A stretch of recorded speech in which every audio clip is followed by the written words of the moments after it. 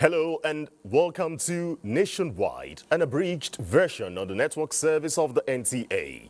I'm Ayo Deji. Makinde, thanks for joining us. We'll still be able to touch a bit of our lineup today from the Federal Capital Territory and different states, where our correspondents will give us news on major events. But first, let's begin with legislative matters, where the Nigerian Senate, concerning the ongoing amendments to the Electoral Act, is fundamental to restoring public trusts, reduce post-election disputes and empowerment of the election umpire to function without interference.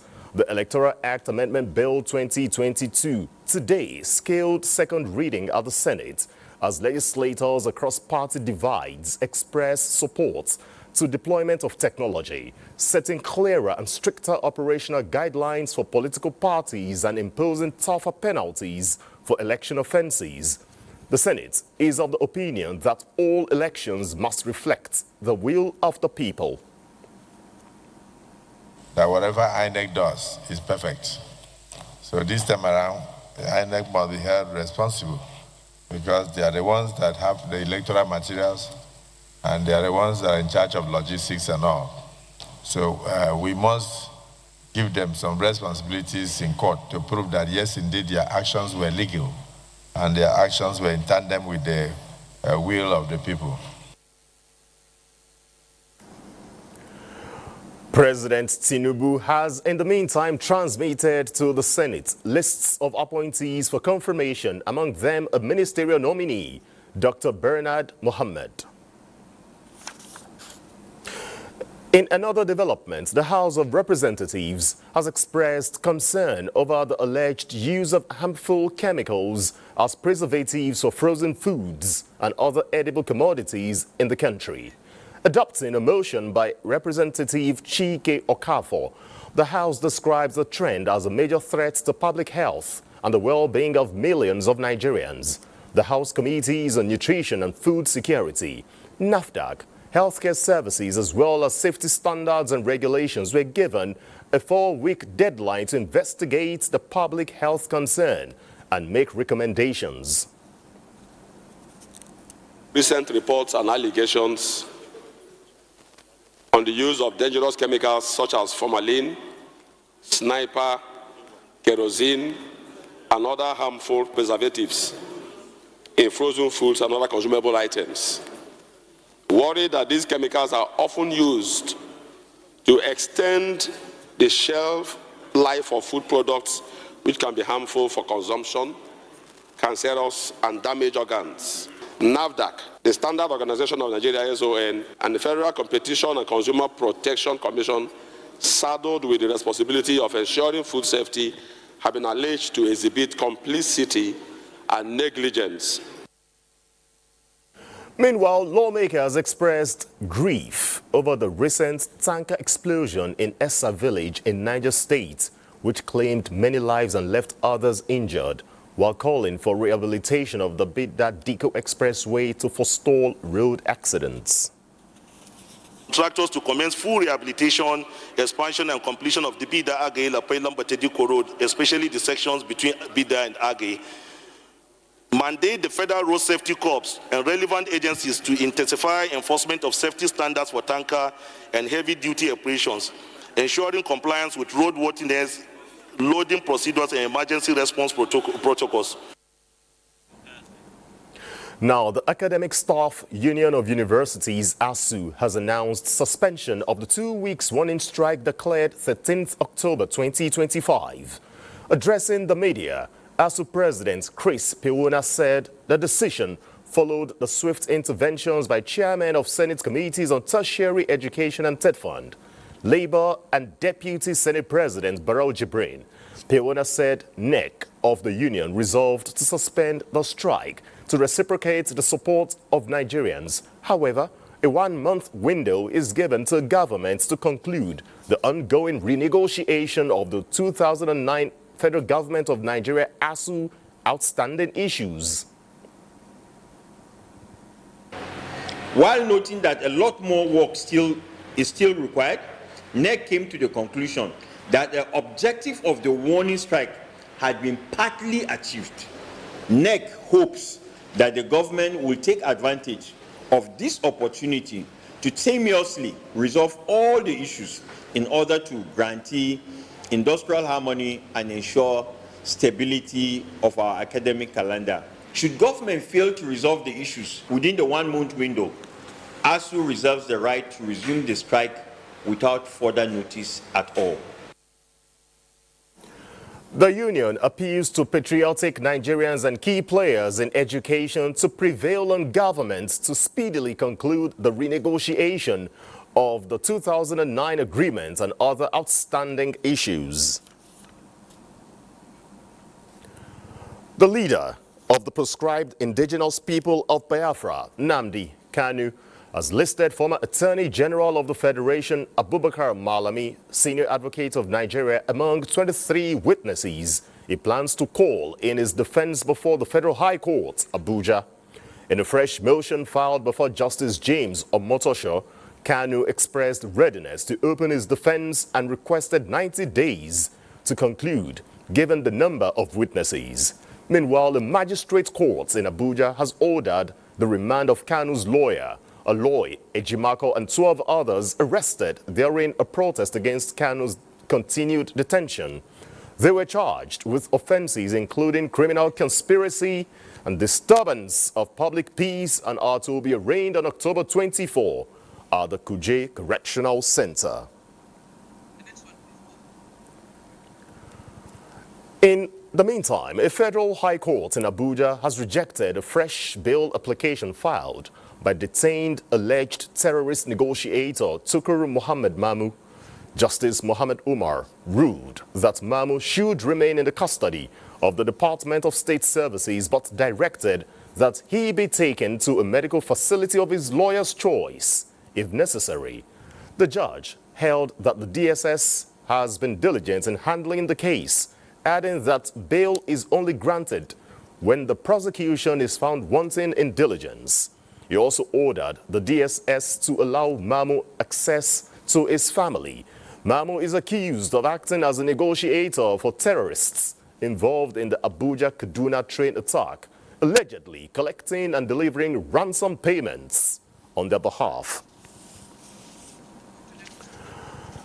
Let's go over to our Lagos Network Center, where the next set of reports will be served by Adeola.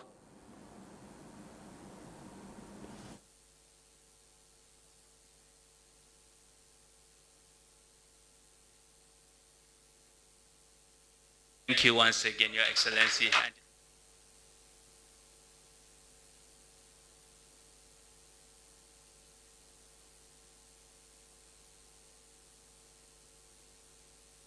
Lagos Network Center, but surely we'll reconnect with her in the course of this bulletin.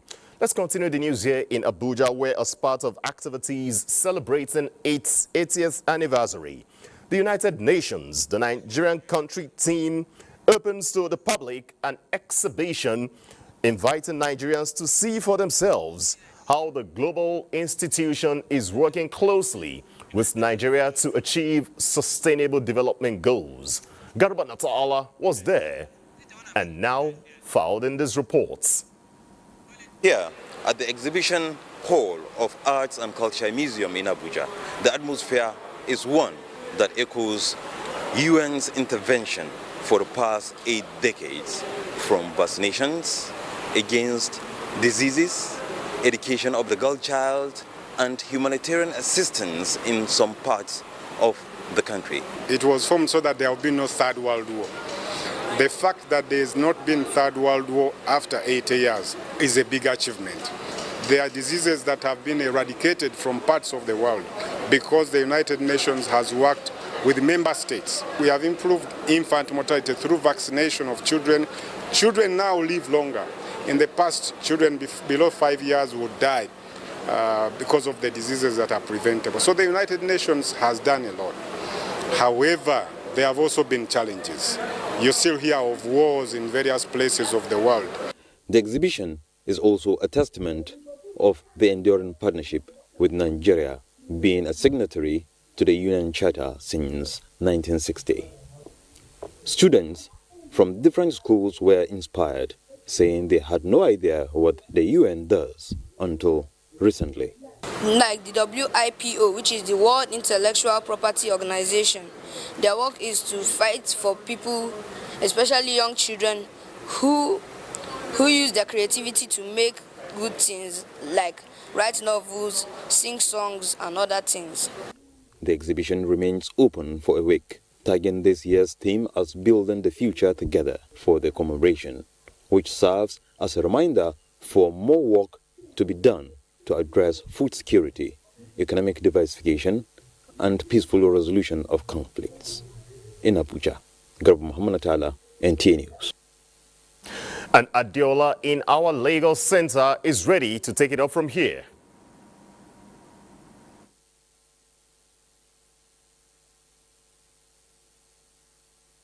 Thank you, Ayodeji, for joining us again in Lagos. The need to intensify awareness on preventive measures against fire incidents in Lagos as the dry season creeps in is becoming important, with the latest fire incident at Olojo area in Alaba International Market, Ojo, Lagos, where the second floor of a two-story building was gutted by fire, destroying a furniture store and a law firm. Larry Belei was at the scene of the incident for a situation report. Started at the close of business. Eyewitnesses say it took concerted effort of traders, fire service officials, and security agents to contain the fire in the early hours of Wednesday. The fire destroyed everything in both shops, leaving only charred and smoky remains. Fortunately, no fatalities were recorded, and as at the time of this report, investigation into the cause of the fire was still ongoing. The cost is enormous. If you move in there, right inside the office or the other office, you see burnt documents you cannot retrieve. When I came over, I saw that there were fire services, but the first set that came around could not do something. They were hooked up on the way. But when the second set came out of their experience, after the mud bad road they encountered from first start coming here, they were the one that actually went upstairs to point the fire that were able to quench the fire. Traders in the market appealed for the rehabilitation of the bad portion of the road leading to the market, as it is always an impediment to swift response to emergency cases. The road here is so bad, you can see the pothole hold up everywhere. So because of the bad road, the fire service couldn't reach on time to quench the fire. So the fire gone to the extent of burning people's goods. People lost millions at the cost of the fire. In our own association in Alaba here, our chairman have made us to, know the importance of, being a fire consciousness in this market. We have a small ball, a fire ball, which it was made mandated that every shop must have it. If everybody will have that little fire ball will be easier way to quench the fire. This place you're looking at used to be a warehouse for expensive furniture, imported, made in Nigeria. And you can see for yourself, it's all gone to fire. In Lagos, Larry Belei, NTA News. So sad. We're done with our contributions from Lagos. It's now back to Ayodeji in Abuja for continuation of Nationwide. Ayo, back to you. Thanks so much, Adiola. The All Progressives Congress, APC, says the gains of the bold reforms by the current administration of President Bola Tinubu have continued to attract opposition members to the party. This is coming as the party received Chairman Senate Committee on Public Accounts, Senator Ahmed Aliyu Wadada, who defected from the Social Democratic Party SDP, along with hundreds of supporters to APC. Correspondent Aliyu Tijani reports. All Progressives Congress, APC, as the new bride owing to influx of opposition party members into the party. The National State chapter of the party gets a boost as Senator Ahmed Aliyu Wadada returns back to the party. Governor Abdullahi Sule says the performance of the present administration of President Bola Tinubu has continued to receive commendations, hence the wave of defection hitting the opposition parties. I want to specifically at this moment congratulate our President Bola Ahmed Tinubu Jisema. It is because of the good reforms he is bringing in, and courageous one for that matter, that today, every time time the progressive governors go to a meeting, we're welcoming another governor into our party. I have returned to my home, the home that I have labored for, the home that I serve. Meanwhile, Senator Wadada donates 18 vehicles to be distributed, one each, to APC across the 13 local government areas and 3 zonal offices, as well as one each for women and youth groups. In Lafia, Aliu Tijani, NTA News.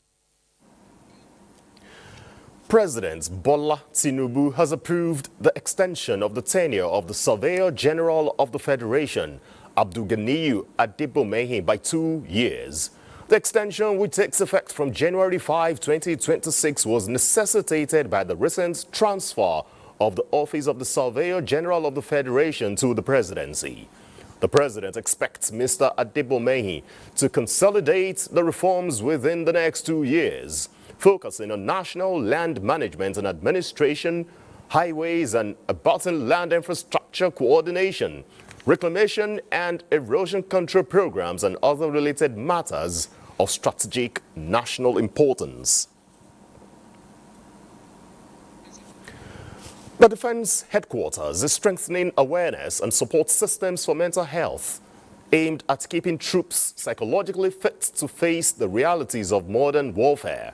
Defense correspondent Ismail Musa reports that this was the focus of a mental health symposium held in Abuja to commemorate the 2025 International Day on Mental Health. Troops serving in various theaters of operations across the country are often exposed to psychological strain, trauma, and fatigue, which could have long-term impacts on their mental well-being. Ensuring access to mental health support for service members. The symposium brought together mental health experts, military medical experts, and other stakeholders to examine the psychological challenges confronting personnel at the front lines. Experts emphasize that mental health is a critical component of combat readiness, enhancing the ability of troops to make rapid life-saving decisions under intense pressure. A mentally healthy force is an effective, resilient, and a mission-ready force. The Defense Headquarters recognizes that the strength of a force is not only measured by its firepower, but also by the mental and emotional stability of its troops. Putting structures in place that will help preserve the mental health of the military, promote the mental health of the military, prevent them from having mental health problems, and those who have, they must have readily accessible mental health interventions. They noted that prioritizing mental health awareness as part of routine military welfare program will not only strengthen resilience, but also improve operational performance and mission success. In Abuja, Ismail Musa, NTA News. Now from Abuja, let's cross over to the northeast, our Maiduguri Network Center. And Wadiam has the next report.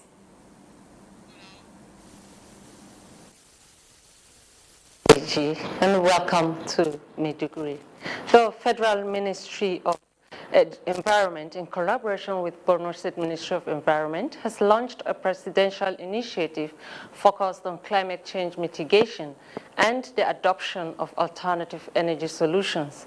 The event marked the official provision and distribution of clean cooking stoves developed using local technology. Pauline Kujevana has details. Critical role of trees in environmental protection cannot be overemphasized in addressing deforestation and related challenges. Hence, this initiative, targeting 100 beneficiaries from each of the 27 local government areas of Borno State. Beneficiaries received hands-on training on how to use the alternative energy stoves and how to produce briquettes from agricultural waste, such as burnt chaff, an eco-friendly substitute from charcoal derived from firewood.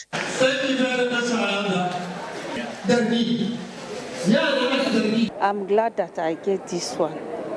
Next time I will not suffer for the firewood. We thank them very much for giving us. And Kuma, we are very happy. We are very grateful. The President Tinubu, the Zulum professor, Zulum Representing Secretary to the State Government, Commissioner for Environment Habib Mohammed, alongside the Permanent Secretary Juliana Bitrus, reiterated State Government's commitment to environmental sustainability. This alternative energy stock is a clear testament to our collective commitment to addressing the pressing challenges of our time by harnessing the power of energy sources. It reduces the amount of smoke that also affects us medically. Director, Federal Ministry of Environment, Yakaka Alkali, and partners expressed satisfaction with Borno State's alignment with the National Environmental Policy and pledged to monitor safe usage, encouraging beneficiaries to extend the knowledge gained to others in their communities. So this very laudable initiative, I think it will go a long way in reducing the climate change issue, because climate change is real. The launch of the Clean Cooking Stoves initiative in Borno State will undoubtedly advance environmental sustainability, curb deforestation, and encourage the adaptation of cleaner and safer energy alternatives. In Maiduguri, Pauline Kujevana, NTA News. And that is our contribution from Maiduguri. It is now back to Ayodeji in Abuja. We appreciate you for your contribution, Wadiam, in our Maiduguri Network Center. The presidential aide to President Bola Tinubu on special needs and equal opportunities, Mohammed Abba Issa, says there is a growing need to continue to empower persons with disabilities, enable them to actively participate in their communities, and equip them with skills that will help them cater to their unique needs. He stated this during the inauguration of the Committee for 2025 First National Conference of Persons with Disabilities in Nigeria. The conference is expected to set a new benchmark for disability inclusion in the country, with initiatives such as National Accessibility Framework and inclusive recruitment practices already underway.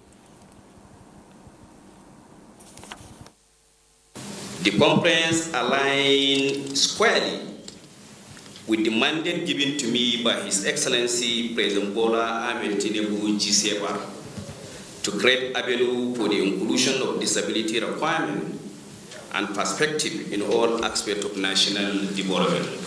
Every child with disability have right to inclusive education. We need to support each and every one of us to make sure that we rescue our people in so many areas, health and even skills acquisition. National Association of Persons with Disabilities, to ensure that whatever thing you have in your office to impact positively on the lives of our people. The senior special assistant to the president tasked the committee to promote inclusion and equal opportunities for persons with disabilities across the country. The Jigawa State government has inaugurated an 18-member technical committee for the domestication of the new national tax reforms. Muhammad Musa Askira reports that the initiative is aimed at preparing the state for the smooth implementation of the federal tax policy framework. The Commissioner for Finance, Professor Hannatu Sabo, will serve as the chairperson of the technical committee. The committee's terms of reference include studying the national tax reform framework, identifying and recommending areas suitable for domestication at the state level, and developing a practicable implementation strategy and roadmap. The committee has been given 2 weeks to complete its study and is expected to commence implementation of its recommendations within 2 months. We cannot afford to lag behind in preparing Jigawa State for the January 2026 take-off of this reform. I therefore charge you to approach your assignment with the professionalism and patriotism. This is a very proactive stage, and this actually presents Jigawa State as a model for implementing national fiscal reform. Experts say that while the new tax reforms may initially reduce revenue collection at the subnational levels, stronger collaboration and synergy between federal and state governments will help cushion any potential impacts. It promotes presumptive tax, where there is paucity of records. There is a section dedicated for presumptive taxation, which will simplify the process for many businesses. The government says the domestication process will strengthen its fiscal base. Muhammad Musa Askira, NTA News. And from Jigawa State, let's cross over to the food basket of the nation, where Susan in our Makudi Network Center takes it up from here. You join us in Makudi.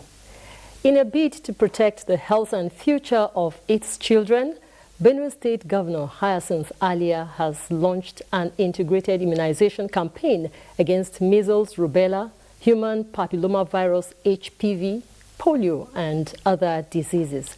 The campaign, which targets over 2 million children in the state, aims to eliminate preventable diseases and ensure a healthier future for the Benue child. Simbiat Agbaji has more. Measles and rubella are highly contagious diseases, with measles being more severe.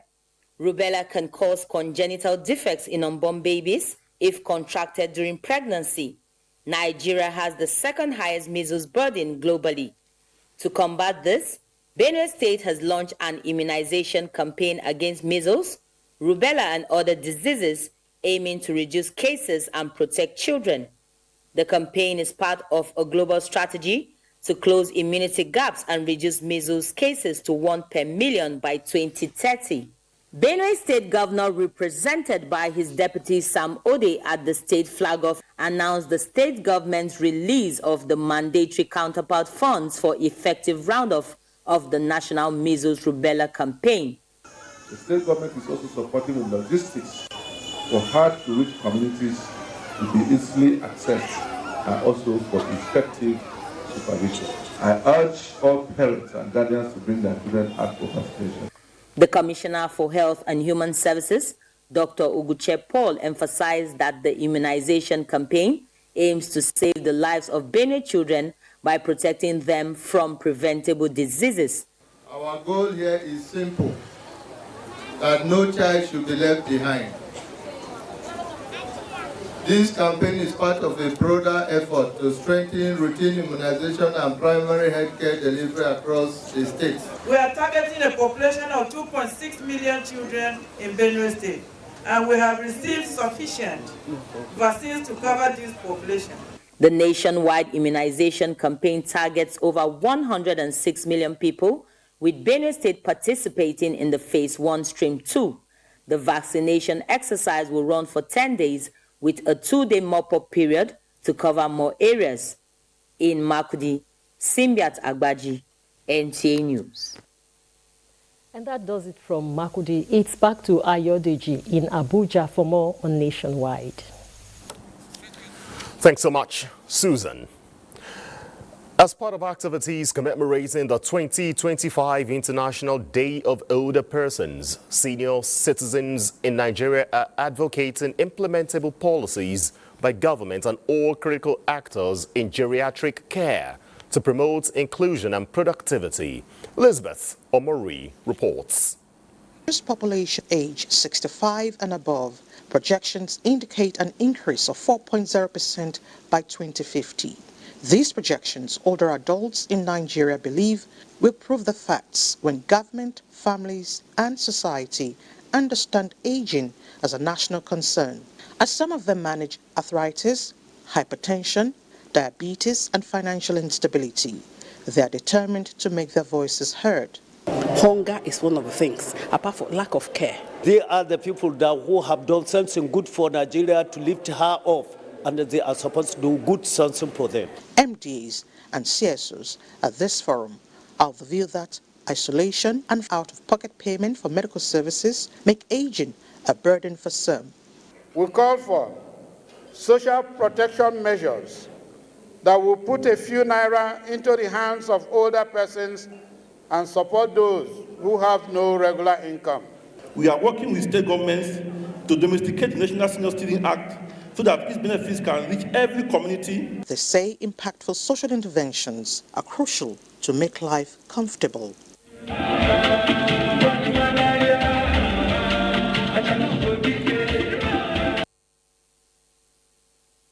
Quick trip to Port Harcourt Network Center, where Diba Barry is next.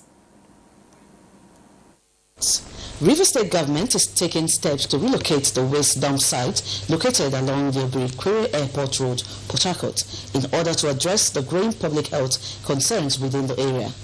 Governor Siminalayi Fubara disclosed this after inspecting the proposed new waste dump site in Igruta. Kingsley Amaji reports. The refuse dump along Obrikwere Airport Road has remained a public health concern amidst rising calls for government action to address the perceived negative impression the sight of stinking refuse heaps create in the minds of visitors arriving into the city. Governor Fubara, while on inspection of the proposed alternative site, said the location is being assessed as a potential permanent dump site for the state. The governor, who was conducted around the site by the leadership of Riwama, expressed concern about the environmental health challenges posed by the existing site located along a major entry point into the state. The kind of environmental hazard that we are facing there, the smell on that, and being the entrance into the state, we felt it's not proper. So we're making alternative arrangement to that so that we can have a permanent place where we can start dropping our refuse. What we did here is there's something going on before I came in, and it is also proper. Whichever one that is done rightly, you continue with it. The state government, he noted, would move swiftly to formalize the acquisition of the land and also complete construction work on the access road to make the new site functional. In Port Harcourt, Kingsley Amajori, NTA News. And that does it from Port Harcourt. Is back to Ayo Deji for the rest of the news. And with that contribution from our Port Harcourt Network Center, we round off Nationwide. I'm Ayo Deji Makinde. Thanks for your time. Do enjoy the rest of our broadcast. Good evening.